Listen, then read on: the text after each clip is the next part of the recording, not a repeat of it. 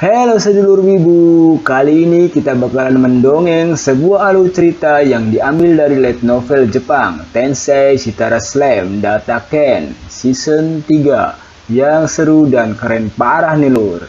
Dengan diiringi narasi yang penuh imajinasi, semoga bisa diterima sepenuh hati.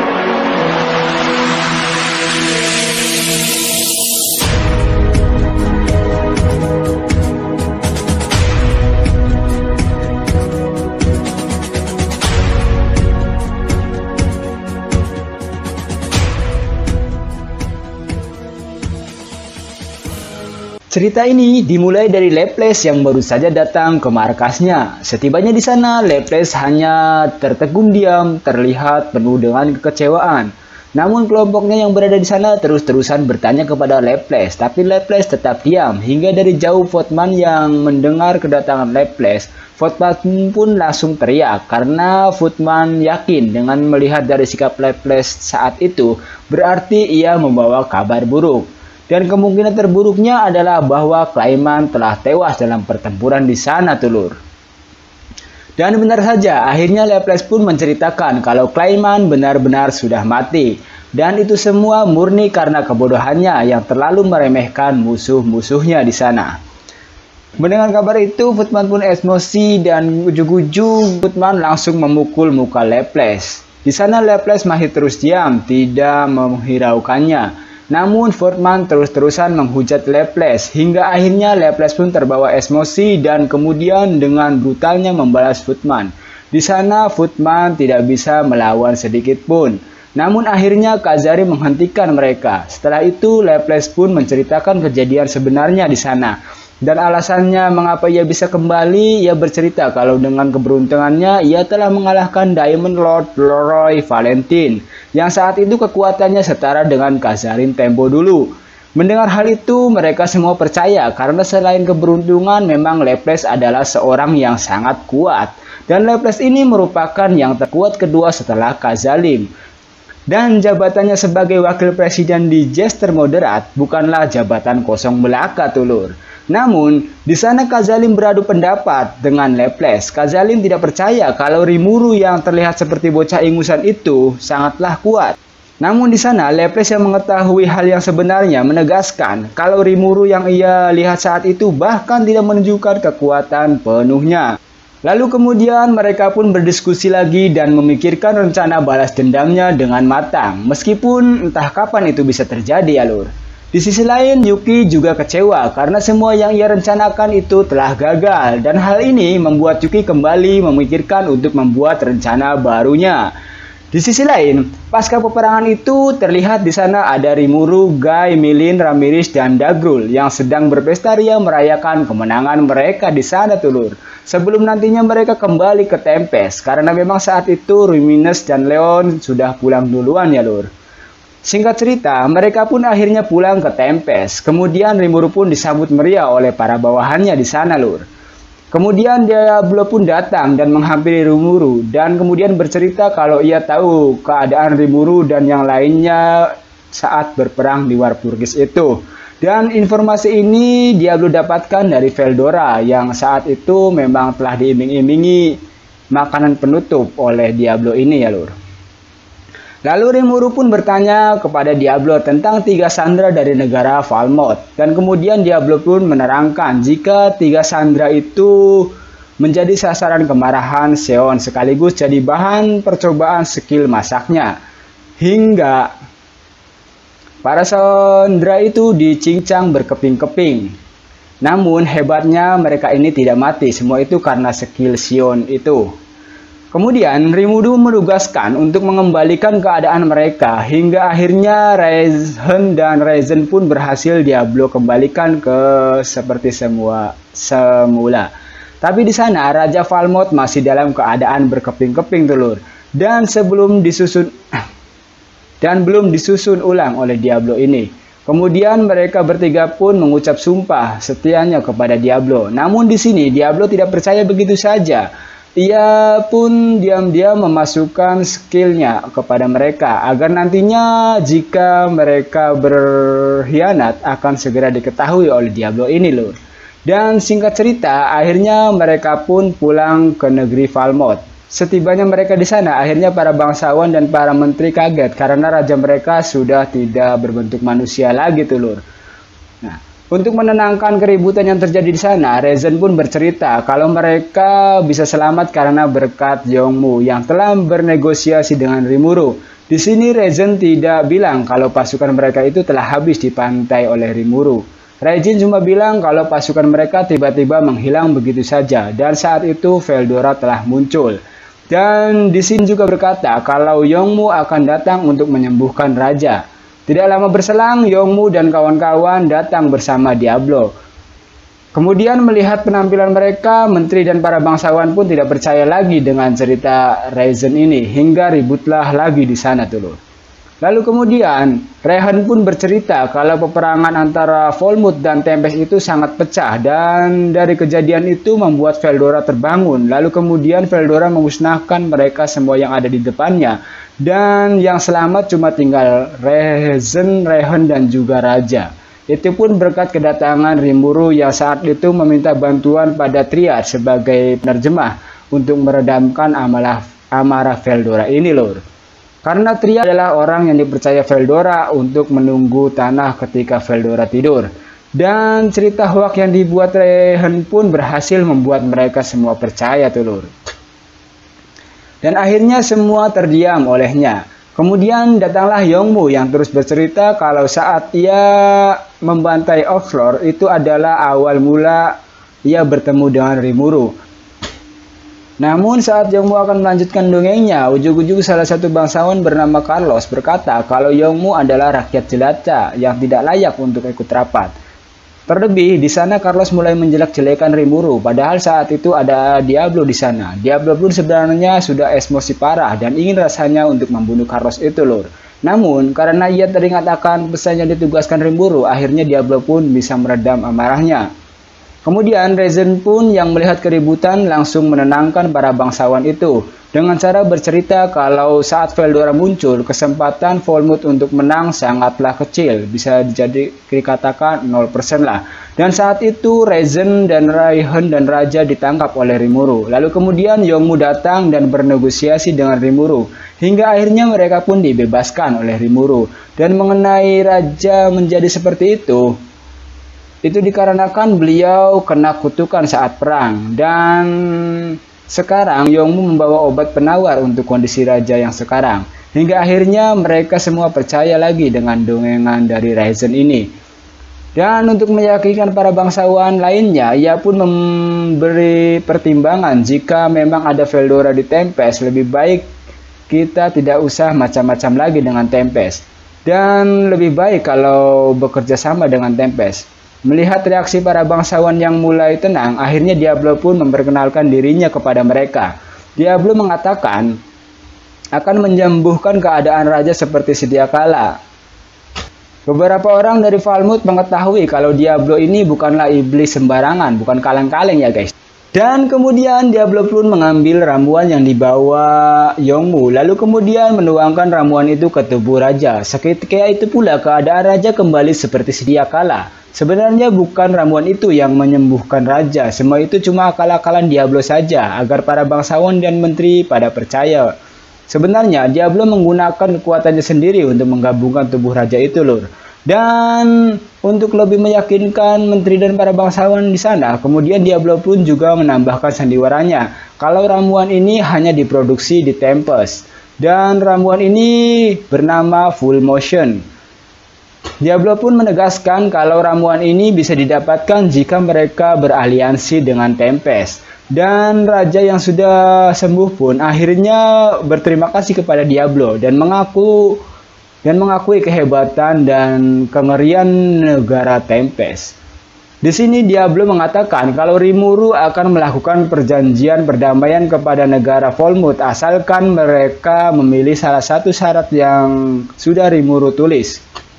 Yang pertama, raja harus mundur dan mengganti semua kerugian. Pilihan yang kedua, Falmouth akan menjadi negara yang dikuasai oleh Tempest. Dan pilihan yang terakhir yaitu melanjutkan perang. Dan kemudian Diablo juga mengatakan Jika mereka tidak bisa menentukan pilihan mereka dalam jangka waktu 1 minggu, itu berarti pilihan mereka tertuju pada pilihan yang ketiga, yaitu menyatakan perang. Dan setelah itu Diablo pun akhirnya pergi. Di sana raja dan para bangsawan akhirnya mengadakan sebuah rapat. Dalam rapat itu raja menegaskan kalau ia mau menjadi bawahan dari Tempest. Sejak saat itu Raja Volmouth yang terkenal dengan arogannya akhirnya meminta maaf kepada rakyatnya atas keegoisannya saat menyerang Tempest kala itu. Dan raja pun mengatakan meskipun kerajaannya itu berada di bawah kerajaan Tempest, tapi raja yakin kalau rakyatnya akan makmur karena raja tahu sendiri kalau Tempest adalah negara yang luar biasa. Setelah itu Diablo pun menceritakan semuanya kepada Rimuru. Saat Raja Edomalis meminta maaf kepada rakyat, sontak semua orang kaget karena biasanya Raja Edomalis adalah orang yang egois. Diablo pun berkata, bahkan jika terjadi perang pun Volmouth tidak akan bisa meminta bantuan dari Dwarf dan Dolmun. Dan jika situasi ini tidak diinginkan terjadi, maka Diablo akan turun langsung. Kemudian Rimuru yang mendengar semua perkataan Diablo tersebut akhirnya menyerahkan semua urusan mengenai negara Volmouth kepada Diablo. Kuserahkan padamu ini Diablo. Begitu kira-kira. Dan tak beberapa lama akhirnya Haruna datang membawa makanan dan mereka pun menyantap makanan bersama di sana. Dan kemudian Rimuru juga bertanya kepada Diablo kenapa ia kembali sangat cepat. Bahkan saat Rimuru masih di Walpurgis, kenapa Diablo sudah pulang. Di situ Diablo pun menerangkan kejadian yang sebenarnya. Kalau sebenarnya ia masih ada urusan di Volmouth, tapi ia harus kembali lagi ke Tempest karena diminta Veldora untuk menjaga Tempest. Sontak Veldora yang mendengar cerita dari Diablo ini menjadi gemetaran. Ia hendak kabur tapi tidak bisa kabur. Di sini sudah jelas kalau saat itu Veldora yang diminta Rimuru untuk menjaga Tempest ternyata malah ikut pergi ke Walpurgis untuk menyaksikan perang di sana, Lur. Scene pun berganti ke sebuah kerajaan di Volmouth. Mereka sedang mengadakan rapat bagaimana langkah selanjutnya menghadapi Tempest ini. Di sana para bangsawan ini tidak mau kalau harus mengganti kerugian atas perang konyol mereka tempo itu. Rata-rata dari mereka lebih memilih berperang dengan Tempest. Padahal mereka tahu kalau ada Veldora di Tempest, tapi mereka masih yakin kalau mereka ini bisa menang. Karena mereka yakin kalau Hinata dan Raja Barat akan membantu melawan Tempest. Mendengar pernyataan para bawahannya, Raja pun tertawa karena mereka tidak pernah melihat sendiri kekuatan dari Tempest dan seberapa sadisnya mereka ketika membantai musuh-musuhnya. Tiba-tiba saudara raja datang, ia bernama Edward. Ia ujuk-ujuk menuntut raja untuk bertanggung jawab untuk melanjutkan perang itu. Namun raja langsung menolaknya. Raja pun berkata kalau mustahil bisa mengalahkan Tempest karena ada Veldora di sana. Dan demi menyelamatkan seluruh rakyatnya, akhirnya raja menyatakan kalau ia akan mundur dari tahtanya dan lebih memilih membayar denda. Kemudian dalam diskusi yang mencengangkan itu, datanglah seorang menteri yang membawa surat berisi jika Brumun dan Dwarf akan memihak kepada Tempest. Sontak seketika mereka terdiam karena mereka tahu kalau Dwarf adalah negara yang tidak bisa dianggap remeh. Di tengah-tengah kepusingan mereka, akhirnya mereka mendengar kabar gembira bahwa Rimuru telah menyatakan sebagai Diamond Lord. Mendengar hal itu, mereka tertawa terbahak-bahak karena mereka berpikir kalau semua Diamond Lord pasti bakalan mengincar Rimuru. Namun seketika mereka terhenti dari tawanya saat ada kabar kalau Rimuru telah membunuh Clement yang saat itu sudah menjadi anggota resmi Diamond Lord. Dan saat itu juga raja memutuskan turun tahta dan menyerahkan pada Edward. Edward pun kemudian bahagia atas kenaikan martabatnya itu. Dan dia langsung berhayal kalau Volmouth akan maju jika ia dipimpin olehnya. Tapi semua itu seperti yang diprediksi oleh Diablo. Sedangkan Rimuru menghubungi bawahannya yang menyerang ke negara Clement, yaitu Benimaru, Shuma, dan Sohe. Dari obrolan itu Rimuru sangat kagum akan kerja keras mereka yang sangat memuaskan. Kemudian Saat malam pun tiba, Diablo pun menghampiri Rimuru dan memberikan surat perjanjian damai dari Raja Falmouth dan menyerahkan denda yang diberikan Falmouth senilai 1.500 stellar saja. Padahal saat itu Diablo meminta 10.000 stellar. Tentu saja itu tidak sesuai dengan perjanjian. Diablo yang yakin kalau Raja baru Falmouth tidak mau mengganti kekurangan denda tersebut. Dan itu berarti tidak lama Falmouth akan mengalami kekacauan. Dan semuanya itu sudah sesuai dengan yang telah diprediksi oleh Diablo. Rimuru senang mendengar semua itu karena dengan begitu akan semakin cepat membuat konspirasi dan kemudian membuat Yongmu menjadi raja di Falmouth. Rimuru pun berpesan kepada Diablo agar lebih hati-hati, jangan sampai memakan lebih banyak korban jiwa di sana.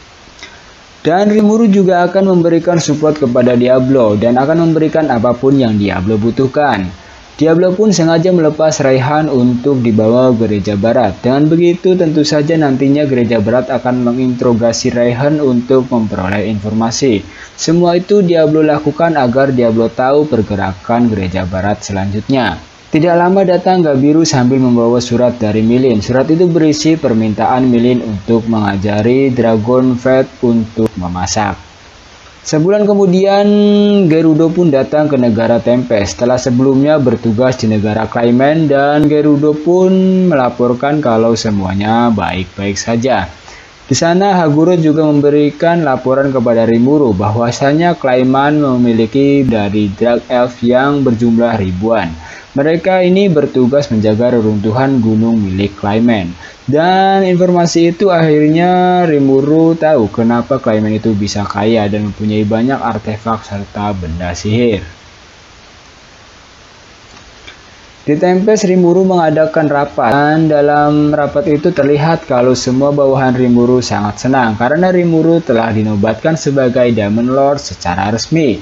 Dan di sana juga Rimuru mengatakan kalau ia telah menguasai seluruh hutan Zura. Sontak mereka semua kaget karena hutan Zura. Dan Rimuru juga berkata kalau di Tempest akan diadakan pesta syukuran atas dinobatkannya Rimuru sebagai Diamond Lord.